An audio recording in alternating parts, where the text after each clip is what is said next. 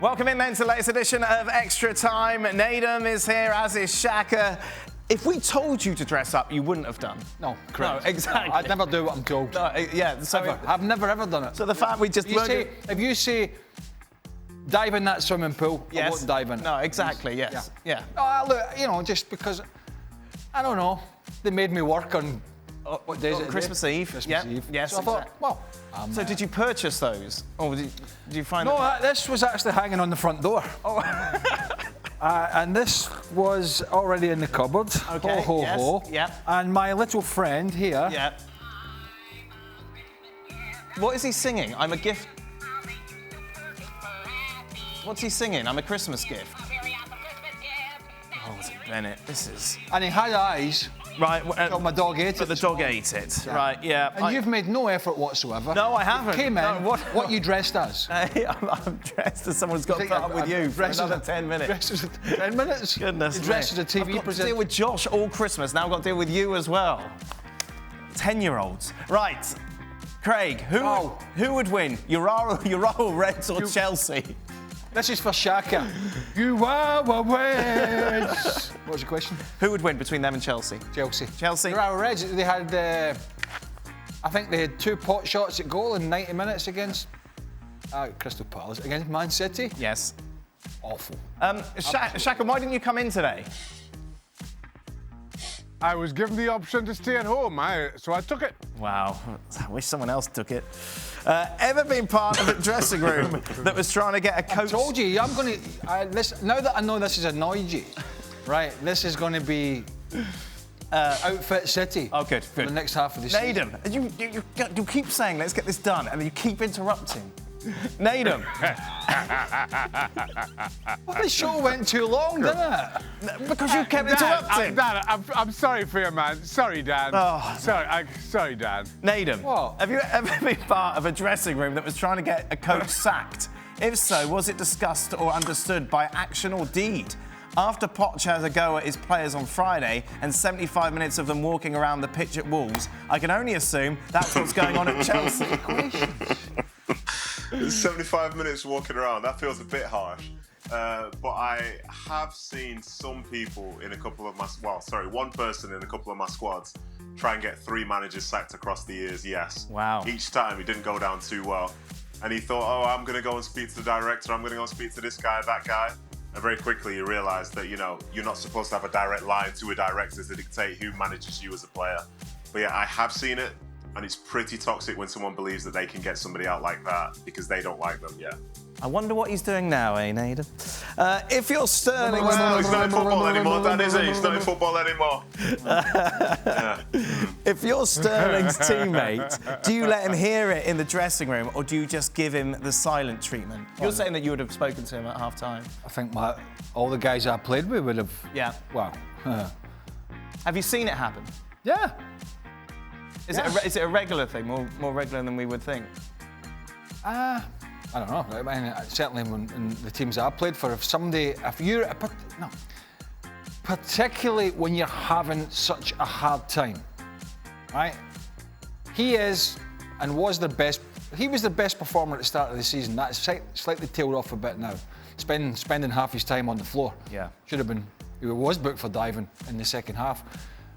When you're having such a bad time, you've got to make good decisions that are not about you and it's just about the greater good, right? So if we were getting hammered and we were struggling and we were away from home, no matter where we were, and somebody was being selfish like that, there would have been a problem at half-time, trust me, a big problem. So maybe they went in, today's player, and went, oh, that's fine, don't worry about it, son. Right. You see, you'll do better next time.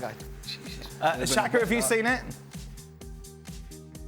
Yeah, the closest parallel I can draw from my own experience, obviously as a goalkeeper, what happens up the other end, let them deal with it. I remember one year playing for West Ham, we were at Birmingham City in the Cup. Paolo Di Canio was supposed to be in the wall, and then after we get the wall set up, he just turns and says he's gonna mark, and just kind of runs out the wall and goes to mark somebody on the far side.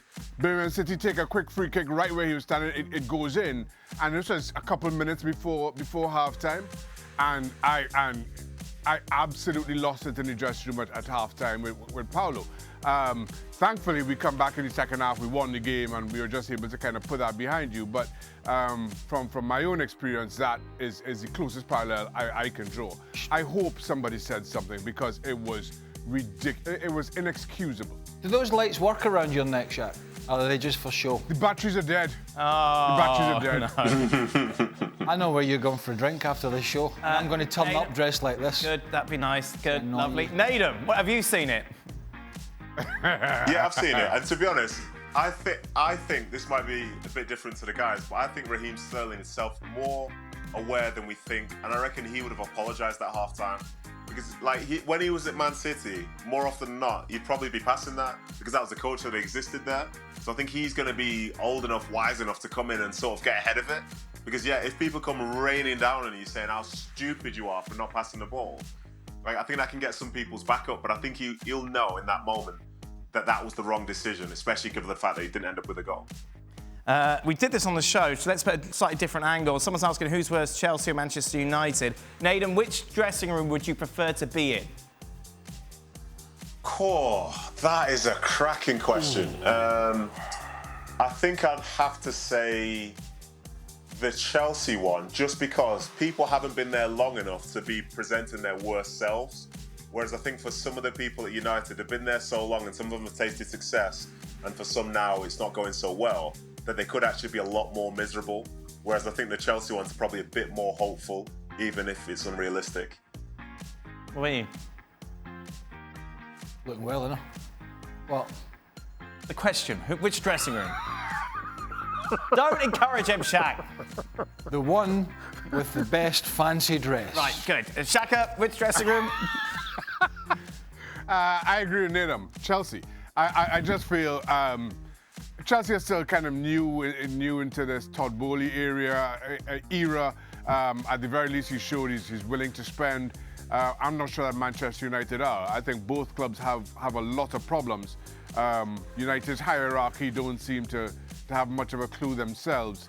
The downside being they aren't willing to spend, and I don't think Sir Jim Ratcliffe coming in changes an awful lot about that.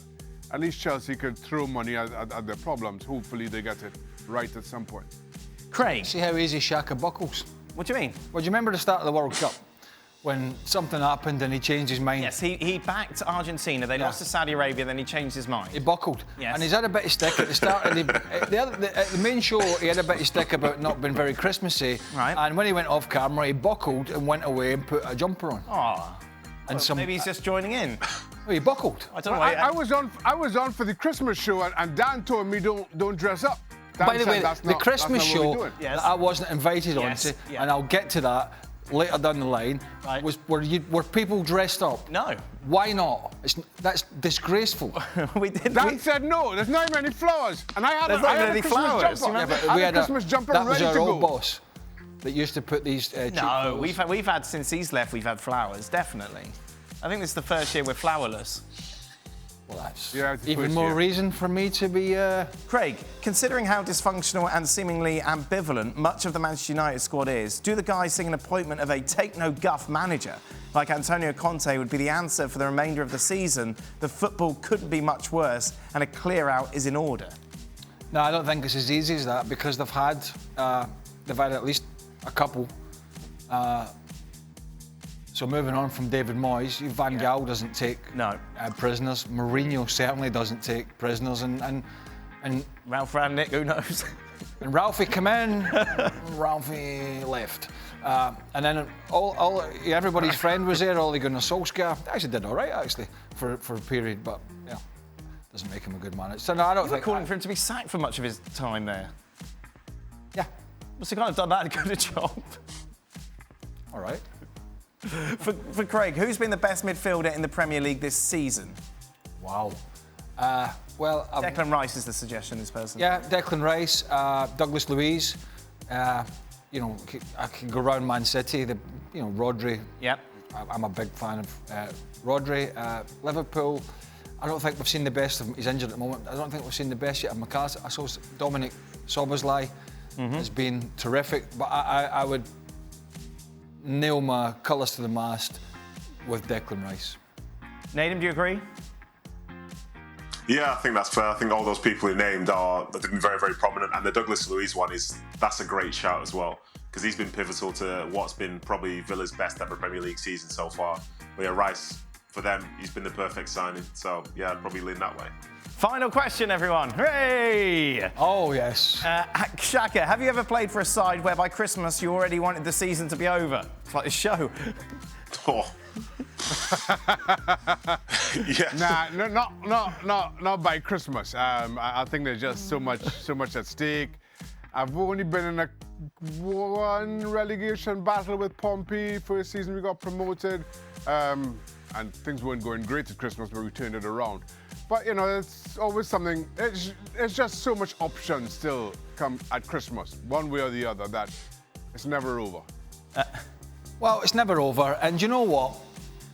The one thing you want to do when you're driving around, you know, your local town at Christmas time, you want to make sure you're in a vehicle that's, you know, very low key. And it turns out our EFC presenter has been driving around in this. How did we get to this?